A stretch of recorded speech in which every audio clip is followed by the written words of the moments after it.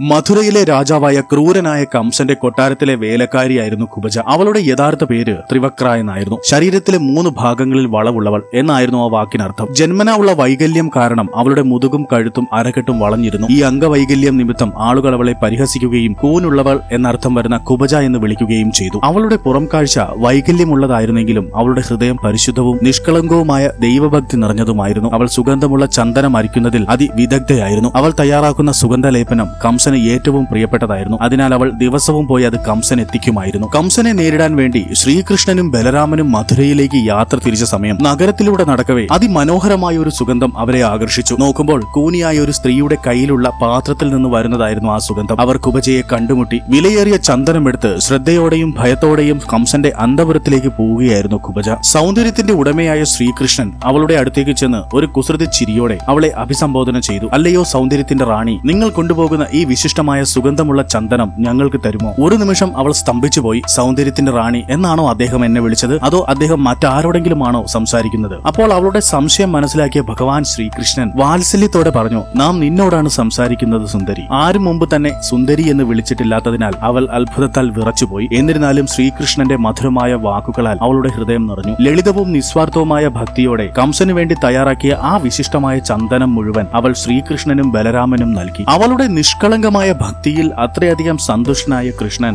സ്നേഹത്തോടെയും ദയയോടെയും മൃദുവായി തന്റെ പാദങ്ങൾ കൊണ്ട് അവളുടെ പാദങ്ങളിൽ അമർത്തുകയും തുടർന്ന് തന്റെ 2 വിരൽ കൊണ്ട് അവളുടെ താടിയിൽ പിടിച്ച് അതീവ വാത്സല്യത്തോടെ അവളുടെ ശിരസ് ഉയർത്തുകയും ചെയ്തു. ആ ദിവ്യ സ്പർശനത്തിന്റെ നിമിഷം ഒരു അത്ഭുതം സംഭവിച്ചു. അവളുടെ വളഞ്ഞ ശരീരം നിവർന്നു. കൂൻ അപ്രത്യക്ഷമായി. അവൾ ലോകം കണ്ടതിൽ വെച്ച് അതിമനോഹരിയായ ഒരു യുവതിയായി രൂപാന്തരപ്പെട്ടു. ഈ അവിശ്വസനീയമായ രൂപമാറ്റം കണ്ട് അവിടെ കൂടിയ ആളുകൾ അത്ഭുതപ്പെട്ട് ഭക്തിയോടെ തൊഴുതു നിന്നു. കൃതജ്ഞതയും ആഴമായ സ്നേഹവും നിറഞ്ഞ കുബജ തന്റെ രക്ഷകനായ ശ്രീകൃഷ്ണനെ അവളുടെ വീട്ടിലേക്ക് ക്ഷണിച്ചു. പുഞ്ചിരിച്ചുകൊണ്ട് ഭഗവാൻ ശ്രീകൃഷ്ണൻ താൻ ആദ്യം കംസനെ തോൽപ്പിക്കാൻ പോവുകയാണെന്നും അതിനുശേഷം തീർച്ചയായും അവളെ കാണാമെന്നും വാക്ക് നൽകി. കുബജ തന്റെ ജീവിതകാലം മുഴുവൻ കൃഷ്ണനോട് അചഞ്ചലമായ ഭക്തി കാത്തു സൂക്ഷിച്ചു. ബ്രഹ്മവൈവർത്ത പുരാണം അനുസരിച്ച് രാമായണത്തിലെ ശൂർപ്പണഖ ദ്വാപര യുഗത്തിൽ കുബജയായി പുനർജനിച്ചു. ശൂർപ്പണഖ തന്റെ മുൻജന്മത്തിൽ പ്രഭു ശ്രീരാമനെ സ്നേഹിച്ചിരുന്നു. എന്നാൽ ഏകപത്നി വ്രതം അനുഷ്ഠിച്ച ശ്രീരാമൻ അവളുടെ പ്രണയം നിരസിച്ചു. തൽഫലമായി ശൂർപ്പണഖ അടുത്ത ജന്മത്തിൽ പ്രഭു ശ്രീരാമന്റെ അവതാരത്തോടൊപ്പം കഴിയാനായി കഠിനമായ തപസ്സനുഷ്ഠിച്ചു. ദ്വാപര യുഗത്തിൽ അവൾ കംസനെ സേവിക്കുന്ന കൂനിയായ കുബജയായിട്ടാണ് ജനിച്ചത്. ഈ ജന്മത്തിൽ